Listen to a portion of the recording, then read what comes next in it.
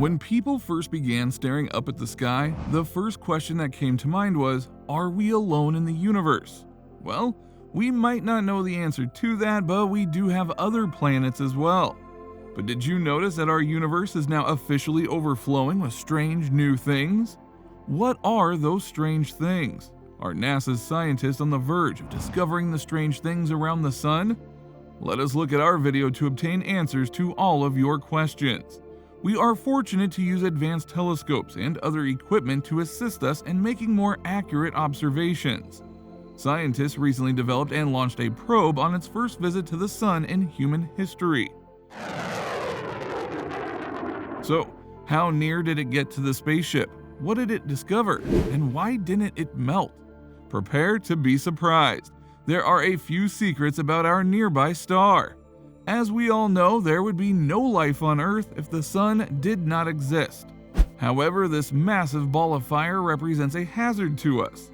Unlike Earth, the sun does not have a solid surface. Solar flares, which are bursts of radiation, and coronal mass ejections, which are forceful ejections of plasma accompanied by powerful magnetic fields, may be scary. Even though the sun's activity produces stunning solar flares on Earth, spacecrafts, satellites, high-flying planes, and even astronauts are at risk. Due to solar storms, our telecommunications, navigation systems, and electrical grids may all fail. We still haven't figured out how the sun operates or when it will send a giant ball of flaming fire our way. It is why astronomers have aspired to examine our stars up close for a long time. The solar wind is just a continuous stream of charged particles that accelerate sufficiently to leave the sun's corona or outer surface. However, scientists don't know how energy and heat pass through the corona or what causes solar energetic particles to accelerate. For the past 50 years, astronomers seem to be trying to find answers to these concerns. Sending a spacecraft into the corona was necessary to find those answers, and it appeared to be impossible to achieve. But then, the Parker Solar Probe was built for this purpose, and it is a true miracle of human engineering. The Parker Solar Probe, which will transform our understanding of the sun and space weather, was successfully launched by NASA in 2018. The Parker Solar Probe was created to be the first spacecraft to reach the sun's atmosphere. The spacecraft is equipped with several critical instruments. SWEEP, or Solar Wind Electrons, Alphas, and Protons Investigation, will collect particles from the solar wind. The equipment has 4 sensors that calculate particle abundance.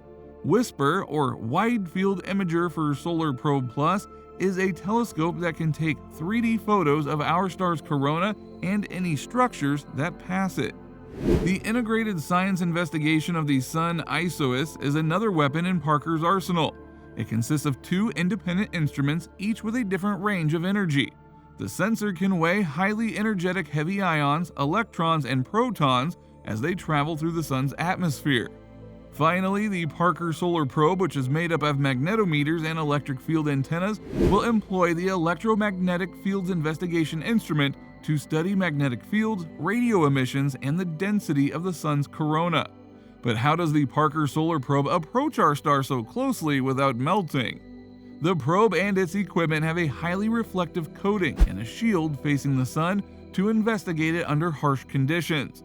The thermal protection system is a carbon composite barrier 11.5 centimeters thick. As a result, the Parker Solar Probe can tolerate around 1,370 degrees Celsius outside the spacecraft.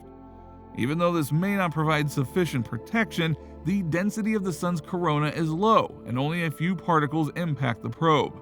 In addition, the spacecraft and its instruments are carefully situated in the core of the shield's shadow. The Parker Solar Probe is equipped with sensors that alert it when the heat shield needs to be changed. Parker includes a 2-tiered solar array as well as a clever cooling system. Water is circulated behind solar cells where the cooling system heats it. The same water is then sent down to the radiators and cooled. Because of this, the Parker probe is more resistant to heat and radiation than any previous space probe. Parker can only stay in this layer of the sun for a few hours, even with that amount of shielding and the low density of the corona. But how on Earth is it even conceivable to send a probe to the sun? It's 150 million kilometers distant, and getting there would take an eternity. It's not easy to go to the sun. When a spacecraft is launched into orbit, whatever velocity rockets provide, it will be overlaid on top of Earth's orbital velocity, allowing us to give it more or less orbital energy than the Earth. We may either boost it to a higher, less closely bound orbit, or deboost it to a lower, more tightly bound orbit concerning the sun.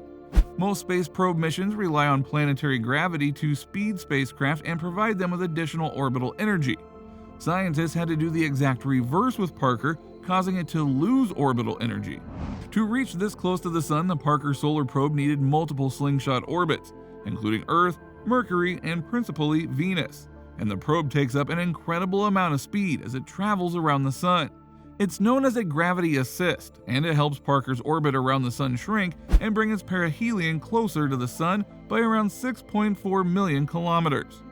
So did it truly make contact with the sun? Unlike Earth and some other planets, the sun doesn't have a solid surface as said before. It does, however, have a limit. The Alphen critical surface is where the sun's gravity and magnetic forces remain in the solar material.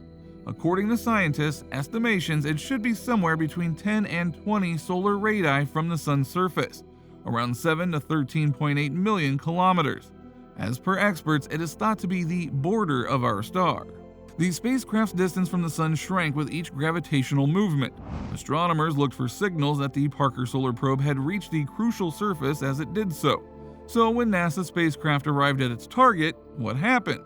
The vortex of particles became considerably slower when the probe traveled through a pseudo-streamer or loop-like structure in the star's corona, minimizing the impact on the examination.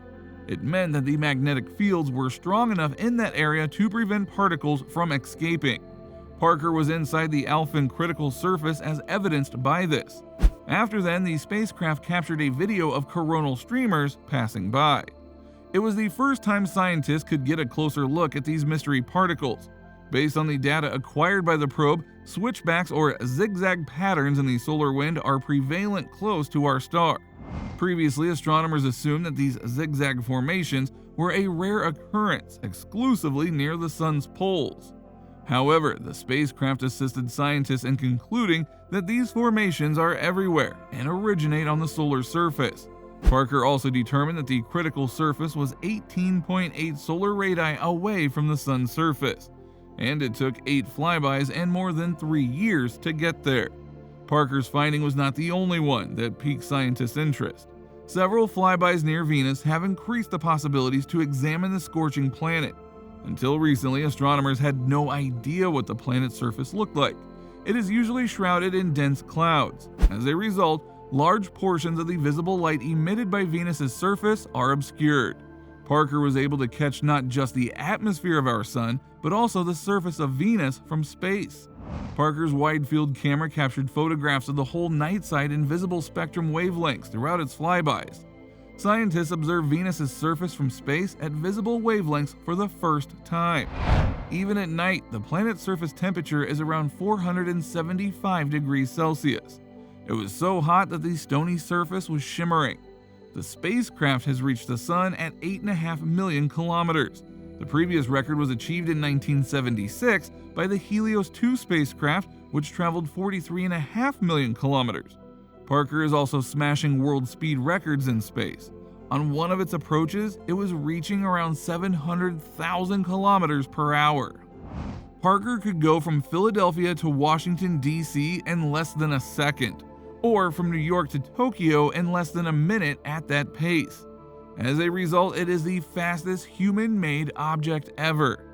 NASA intends to send the probe farther into the solar atmosphere to learn how our nearby star functions. It will aid in a better understanding of the processes that occur both within and outside the sun. We can only examine the sun from such a close distance, and it is the only star we know of that shall support life. So if we understand it thoroughly enough, we may be able to find life outside of our solar system. So join us to see more trending and updated news.